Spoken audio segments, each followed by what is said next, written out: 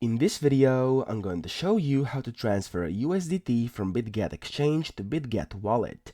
So this is actually quite simple. First, open up the Bitget exchange, and then here on the home page, down at the very bottom right, you want to click Assets. Once you tap it, make sure to go to the second tab up top, which is Spot.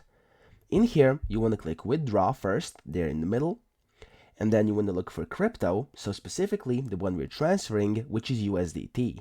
As you can see down there, for me it says USDT already, so if it doesn't say it for you, what you can do is simply search for it like this, and then when you find USDT Tether, you want to click on it and then select on-chain withdrawal. Okay, so simply press that, and in here what you will have to do is, again, make sure it says USDT up top, and then the withdrawal network can be whatever you want. So for this instance, we're going to do Binance Smart Chain, which is this one over here.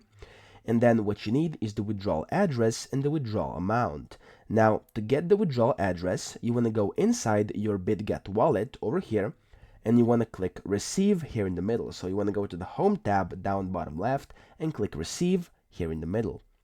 In here, you want to look for USDT, which should be the first thing that pops up, but if it's not, simply, yet again, search for it, and you'll be able to find it, just like this. Click it, and then once you click this, as you can see, it will say back up your mnemonic phase.